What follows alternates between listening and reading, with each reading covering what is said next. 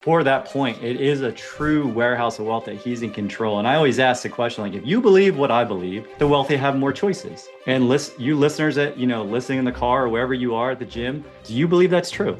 Like, do you believe what Jeremy and I believe is true, that the wealthy have more choices? And that's one of the strongest things to emphasize about your own privatized system. Because when you take a loan from the bank, you have a PLOC, a HELOC, a credit card. They want a structured repayment. Yeah. Like, banks are really good at making money. They want their money and they want it now. They want it now. They want it consistently. They want it persistently. And so when it's your bank, that is the blessing. And it's also can be the trap if you don't have good habits. Hey everyone, welcome back to another episode of Wealthwise Banking Podcast. Today's episode is going to hit home in a very real way. Jeremy, how are you, man? I'm doing great. Been enjoying the time here with you and Patty and your family down in Orlando. And when you talked about this guy's message to you, I was like, we got to get this and discuss it because I'm sure he's not the only one. He's definitely not the only one, right? And we received this week actually from one of our clients that's a government employee who's currently furloughed because of the shutdown. And this is what his message said. Hey man, I just want to say thank you for helping me set up my whole life. I was able to take a new loan and it will cover me during the government shutdown, allowing me to pay off the bills and provide a Christmas for my family. Keep up the great work and know you're helping so many people. And so for me, that message says it all. When uncertainty strikes, like a government shutdown, like you lose your job, position, you get hurt, having control over your finances isn't just smart, it's essential. Yeah. And, right now, millions of Americans, a lot of them are feeling kind of the same impact that he is, right, during the current shutdown. It started in October. So we're in October 2025. Today I was recording is October 30th. And right now, weeks in, over 750,000 federal workers have been furloughed, and about 730,000, well, they're without pay. That's about 1.5 million people in the workforce today, Jason. And that message, he's not, like I said, he's not the only one. So just think about that. Their paychecks are being missed. The bills are piling up. It's October. We're about to go into the holidays. It's fast approaching. So this shutdown, what we want to get in this episode, this is not a political episode, right? But this is personal. And while Congress can't figure out what's going on, we want to help people take back control and be prepared. And I love that, if you're talking 1.5 million Americans, and there's so many other Americans that aren't working for the government that might or are going through the same thing. And so when millions of Americans are feeling the impact of the shutdown, that you just mentioned in the numbers and what's happening, there's a way that they can be prepared and they can have a different feeling about life. Mm-hmm. They're going to undo that when you're the leader of the family, like this gentleman who wrote in, he's looking to provide, to protect, to give certainty to his family. But what gives certainty to him? What gives certainty to him is being prepared, is building something that is going to be there when he needs the support because he's the one providing that support. Yeah, stability and certainty when life gets uncertain, right? 100%. So give us some of what are we going to talk about and cover in this episode today? Yeah, so we're going to get into a little bit about how our favorite system, our asset, builds a lot of stability in their personal system, all right? This isn't just another payment, it's your personal vault. And one of the things I want to discuss as well with you is creating that manageable floor as well as the meaningful ceiling. A lot of times we talk about the meaningful ceiling, but during uncertainty and uncertain times, we have to have that manageable floor as well that protects us in tight times and provides strength during uncertainty. We're also going to discuss why guarantees matter when the government pay and markets and jobs cannot be counted on. And then stick around to the end because I want to discuss with you a little bit about house rules on when to borrow, how to do it, as well as creating security and self-reliance during uncertain times. Yeah, it's brilliant. I mean, it's brilliant that, again, one thing I always ask you, and you didn't know when this was coming, but I kind of believe that you knew it was coming. Jeremy, there is one guarantee in life. What is it? Change. And all our listeners, you knew what the answer. You're all saying in your head, Jason, no, it's death and taxes. No, it's change. And change is always either a blessing or a lesson. So how prepared are you for that moment when it comes? When the system fails, when you think you're showing up to work every day, you're putting in your 40 hours, your 50 hours, your 60 hours, and you believe that, hey, I'm doing what I'm supposed to do. And then someone else decides, well, sorry, we've got an agenda, we got things that need to be done. We need to leverage it affects people in a real way. And this is why that you don't want to give up control to someone else. Hmm. So even when you're an employee, you want to have a means, you want to have a system, something that you actually control that gives you guarantees. So that message that you got, Jason, what was your member actually saying when he wrote that out to you? Say that one more time. So he sent you that message of gratitude and the peace and security, the peace of mind that you helped him give, right? So what was his message? What did it really mean? It really meant thank you for provide to me. Thank you for helping me create a system that gave me protection. Thank you for taking care of me. Thank you for making sure that when the government's not taking care of me, there's something else in my life that will. Yeah, he correct, right? He didn't have to beg or borrow for a paycheck. He had that certainty that he could rely on and be the provider he needed for his family. And so, like his message, like you just said it all. It said, when the system fails, self-reliance becomes survival. And that's what that message meant. Like I just laid it out for you is that he's prepared. I talked about it before we came on. You're either proactive or reactive in life. Hmm. And millions and millions and millions of Americans are reactive because that's the system that has been built and we've been groomed and we've been taught to be reactive. When we need something, where do we go? Typically, like when we need something, like if he didn't have this system, like let's just play the other side. If he didn't have this system, Oh, yeah. if he didn't have this system, where is he going to make sure he can still provide Christmas and take care of his family? Credit cards, Credit cards. And debt. but who specifically is controlling that? Well, not him. I think that's what it really comes down to is he's not in control. It doesn't really matter who's in control if it's not him. And my point being, it's the system, the banks. It is somebody else. And why does that create stress in the long run? Because all of a sudden he goes from feeling like, hey, I'm not able to provide. Like, and everyone that's listening, if this resonates with you, just think, put yourself in his situation. Like your income completely stops. You're no longer able to do the things like just the basic things, going and buying your family food, providing the power, electricity. Now you get the holidays coming up.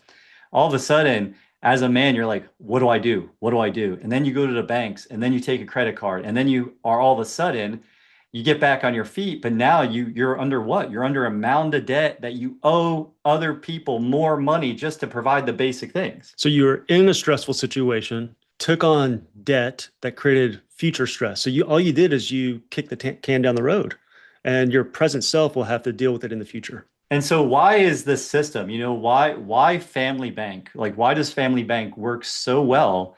And this wasn't his plan, by the way. Like I Hmm. helped him build this plan. The plan was to start both of his kids' policies this month Hmm. before the year ended. The plan was to use that liquidity to do some other things in his life. So what my message is there is, again, what's guaranteed? Change. But when life changed for him, guess what? He has his system. He has his own privatized system. So why does this work so well when the paycheck stops? Well, your cash value keeps compounding even when you borrow against it. There's no application or credit approval process, as in no one's coming between him and access to his capital, right? So he also controls when to borrow and how to repay. Let's say that government shutdown, we don't know when it's going to end, but that doesn't mean that there's going to be a creditor coming and knocking on his door. He's in full control of the entire system. So your member's safety, that safety net for him, it doesn't depend on anyone else, right? And this isn't a bill. Like this is a warehouse of wealth, truly is what it is. And for that point, it is a true warehouse of wealth that he's in control. And I always ask the question, like, if you believe what I believe, the wealthy have more choices. And you listeners that, listening in the car or wherever you are at the gym, do you believe that's true? Like, do you believe what Jeremy and I believe is true, that the wealthy have more choices? And that's one of the strongest things to emphasize about your own privatized system. Because when you take a loan from the bank, you have a PLOC, a HELOC, a credit card, they want a structured repayment. Hmm. Yeah. Like banks are really good at making money. They want their money and they want it now. They want it now, they want it consistently, they want it persistently. And so when it's your bank, that is the blessing, and it's also can be the trap if you don't have good habits. Mhm. But now if you are able to pay it back in an unstructured way, meaning you have a windfall of money, guess what? You can pay your loan back, you can fill up that bucket to use it again. Mhm. But I'm talking about the control. Like that's what my message is when you are going to them, to the people over there to bail you out and not to your own system, you're giving up control. Well, liquidity does what? Liquidity buys you time. That time is what gives you peace of mind, really. But let's go into this too. He still has his premiums. How do we Yes. structure this for additional safety, additional security for him? Man, what a good segue. I mean, you must be a professional at this podcast thing, huh? That is brilliant. Like this is why we talk to people and we talk about a manageable floor. Like if you're watching, you see my hand down low, like at my chest, and a meaningful ceiling. And now we're going up high. Like what is the big goal? What do we actually set this up for in the long term?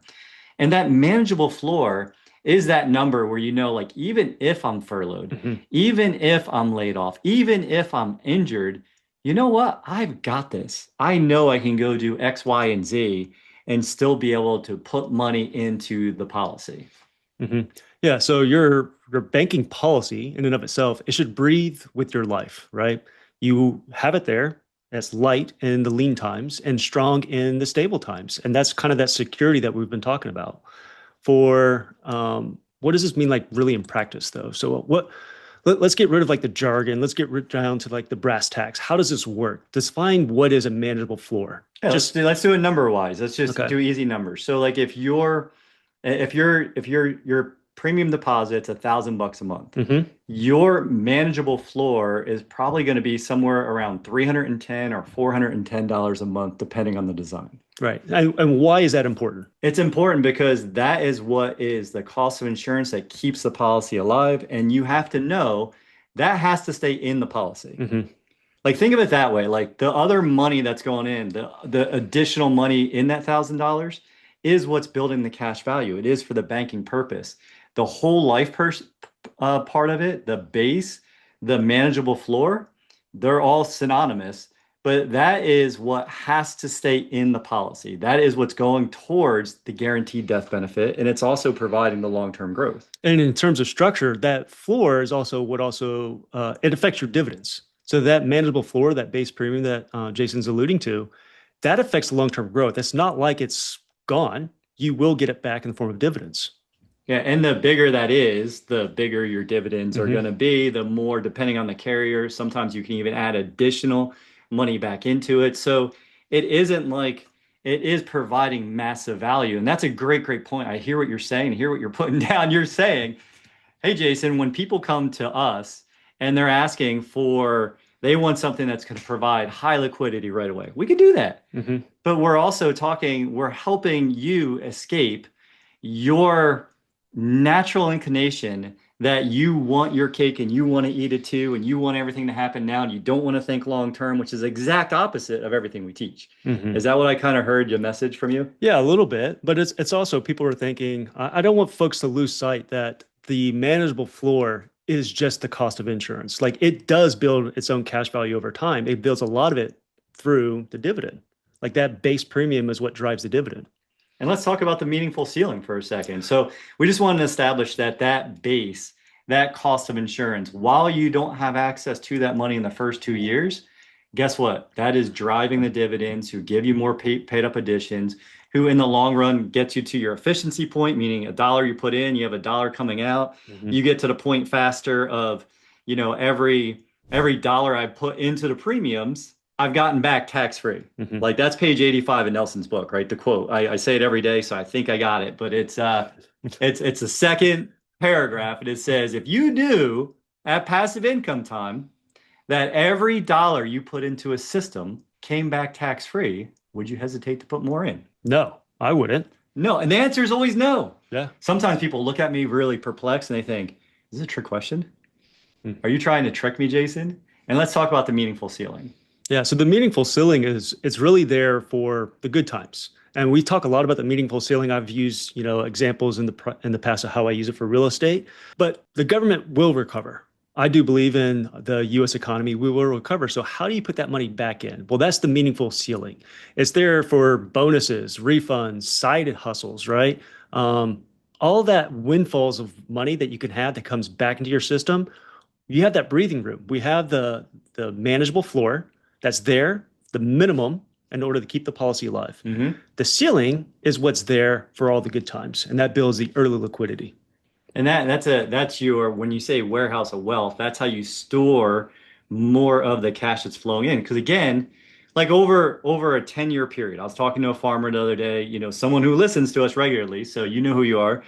But you told me this is how farming works. And I think this is pretty true across all professions. We have 2 years when you can't do anything wrong, where everything's going your way. Like it's like whatever you're selling, whatever you're putting out, the crops are good. Everyone needs what you're selling.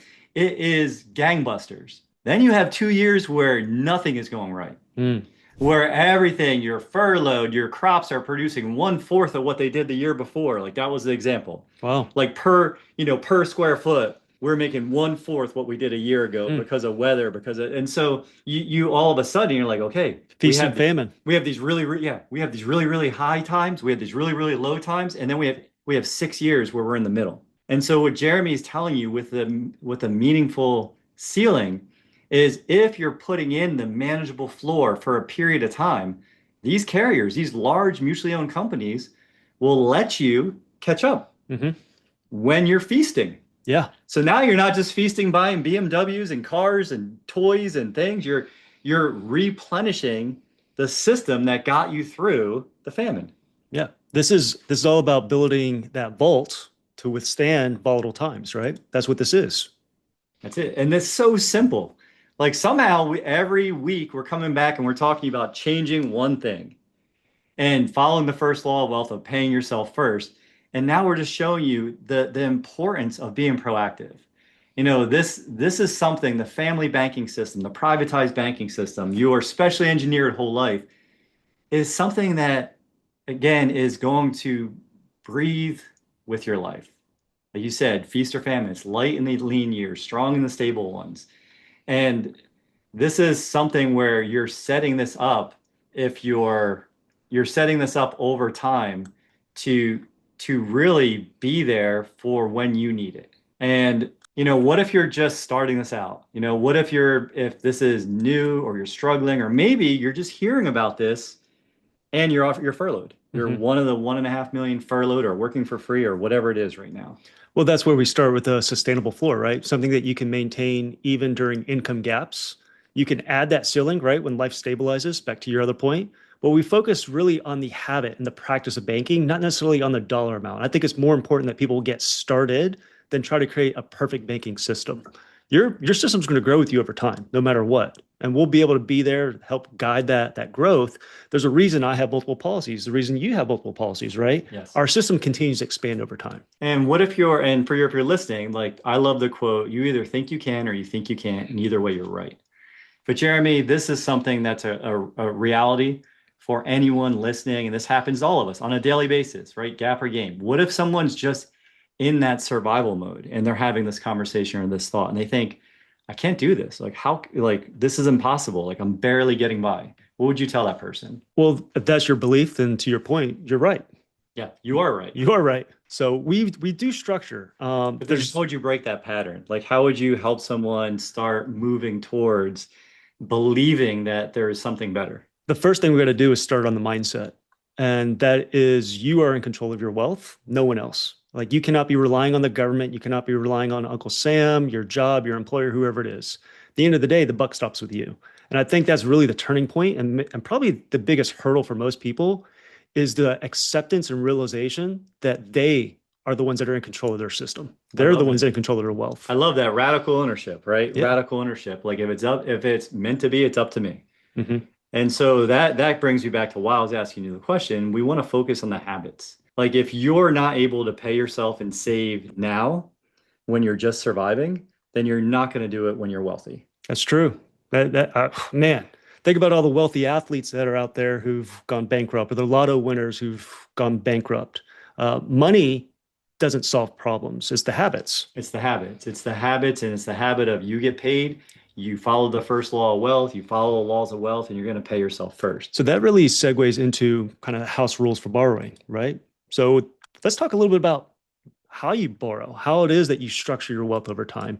If you had someone that wanted to take a loan, for instance, um, if how what would be some structures or rules or something like that you'd put in place for borrowing? I mean, you want to, well, let's borrow first with a purpose. Like what is I always think about when someone asks me, like even when they're building their next system, I just want to give you the power of a question, okay? They say, "Hey, can I do this?" Like I'm talking to someone later today that wants to build their pool and they want to use their policy. Okay. So we're going to have a very real conversation of like, why is that important to you? Like really tell me what is this bringing to your life that it's really got to help you hit your outcome, and we want to help people stay focused. We're not saying you can't want what you want, you can't have what you want, but when times are lean, when times are going gangbusters, then you don't want to borrow from this just for a lifestyle moment, Yeah. right? You want to have a plan to repay that. You want to have a plan for whatever you're going to keep your system strong, and you're going to keep it sustainable over that period of time. Yeah. So every loan has to have a clear need, right? So whether that's going to be for growth and opportunity, or in this case, survival. That's it. And it's simple. It's simple that you want to have, like you said, you want to have a reason why you're taking it, and you want to have a plan for paying it back. Like, how are you going to refill this? Are you going to set it up in a structured way to pay yourself back? Do you know, like in the employee who sent us this awesome message, are you going to replenish it once you're back to work? Because like talking to him and talking to other government employees, they know that they're going to get back pay. Mm-hmm. And so where do they store the back pay when they get the back pay? Well, it should go back into the policy to repay those policy loans to be there again during the next uncertain time. Because to your point, what's inevitable in life? It's change. And we looked this up. I mean, the government shuts down every 2 to 3 years, right? So every 2 to 3 years, if you're a government employee, it's change. Like think about if you're a farmer, you have 2 bad years. Like it's cyclical. Everything in life is cyclical. Style is cyclical. Everything's cyclical. So being prepared is the way that you can have certainty and provide that leadership for your family. Yeah. And I would also say document your decisions, right? This is going back to the money habits, like good money habits. If you're going to be taking policy loans, document it. Not only do you want to have a clear need, but you want to document what it is that you did and why, and have that repayment plan that's in place as well. And a plan. Mhm. That's simple. A plan. It doesn't have to be complex. You don't have to be super smart to do this. You just have to know that like Jeremy said, when you're taking a loan, it has to have a clear need, right? Whether it's survival, a debt bridge, a family expense, something that maybe it's an opportunity. And then you want to have that repayment plan. You want to set them out. You want to make sure that you have a timetable. You have a way that you're going to pay it back, and a time frame, like set the time frame. And then we also let's talk about keeping a liquidity floor. Oh, this is huge. So before we ever go into looking at using these policies as opportunities and growth, I always say the very first place you should have is 6 to 12 months, right? Worst case, 3 months of liquidity built up. If you go back to our origin story, why did I start teaching this to people? Mm. It was because of COVID. Literally COVID. People didn't I have forget enough that money. somehow, man. I don't know why, but I forget that. Yeah, people didn't have enough money to get through the hard times. So the government started printing capital and devaluing the dollar. So I always say start with an emergency liquidity floor, right? 3 months, 6 months, ideally 12 months, because as COVID shown, it may take 12 months to get back on your feet. You know what our emergency liquidity floor has become? Just this is something I just thought of just now, is our emergency liquidity fund is the amount of premium deposits that I intend or have put aside to put into our policy every year. Well, Like that is mine because I know when it goes in the policy, if I need it, it's there. exactly. It's there when you need it, and the way that you want it. You don't have to jump through hoops. There's no underwriting, no permission. Like you're in full control. You have full radical ownership of your banking system. And the plan is always to go out to serve, to create more value, to have way more than that liquidity floor that we need to keep. I like to know, hey, I'm putting X amount, I'm putting 31% of what we earn annually into our policies. And that makes you uncomfortable, Mhm. right? Like that was an uncomfortable amount, but we think ahead. It's like, okay, well, we know that 70% of those premium deposits, we do them annually still, is coming up between today, actually Saturday, and the 23rd of December. For your personal system. Yes, Yeah. not really a good time to do that, is it? Pretty epic stupid. That's why I want to bring up, make a little fun of myself. But these are why we guide people to think about these things because I didn't. I was just solving problem, the problem, the problem. Hmm. And then I look at the result and I could switch to monthly. I could change how I'm making my premium deposits, but I've already committed to myself and it makes me uncomfortable. And that's the point I'm getting to.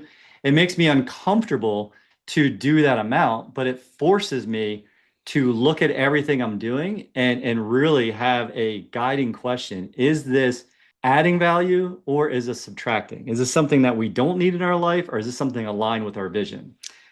Well, what's also nice is your entire system does have a manageable floor, right? So if capital or hard times or something did come into place, you still have that sustainability piece to keep things sustained in the bad times and growing during the good times. And so what are some of the and I think we covered everything, right? The meaningful ceiling, the manageable floor, really being having certainty in uncertain times. Let's talk about let's kind of wrap this up. Like when the system stalls, payroll, politics, public programs, the certainty becomes priceless. Oh man. Yeah, it does, doesn't it? It's something that we all need. You need certainty in your life and you want to be in control of your life. And guess what? If you haven't created a system like this and uncertainty comes, you're going to feel out of control. Hmm.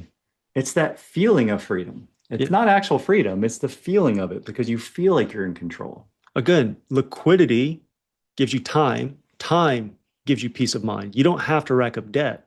When we build out your manageable floor, that survives the storm, right? The meaningful ceiling that we talk about, that grows during recovery. This is a vault, and that vault is there that you can trust when everything is delayed, that you're in full control. It's not about growing faster. It's really about providing and being stronger. And what you're talking about, those key points were in a properly structured whole life policy, right? That's put together by someone that is a certified infinite banking practitioner, someone that builds banks for a living for folks like you who need some more certainty, who want to have a meaningful future that you're in control of. Yeah. So, Jason, for people who are affected by the shutdown, what can they do today? Well, I mean, the first thing I would do is really start asking yourself, what do you want? But if you're talking about how they can continue the conversation, book that personal liquidity session with us at wealthwisebanking.com.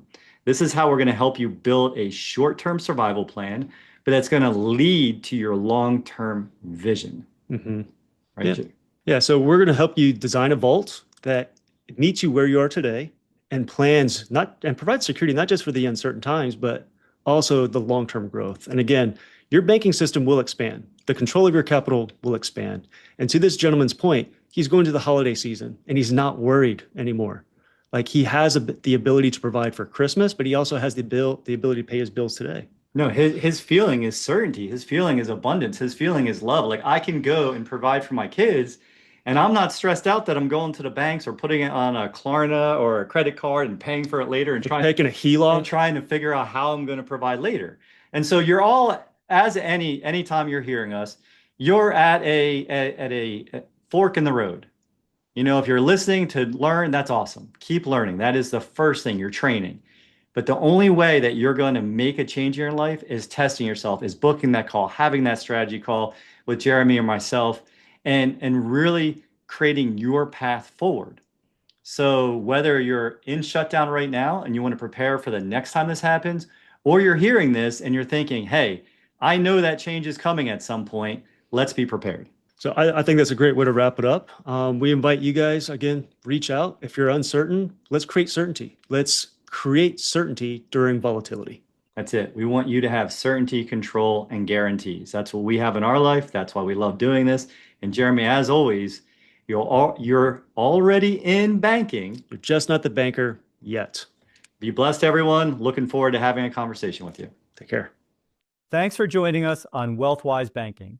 If today's episode inspired you, please subscribe, leave a review, and give us a like. It's a simple way to help others discover these empowering strategies and join our community. Together, We're building a network of people who believe financial freedom is within everyone's reach. Remember, financial independence is about making every dollar work for you, one step at a time. Until next time, stay inspired, stay in control, and keep building your legacy the wise way.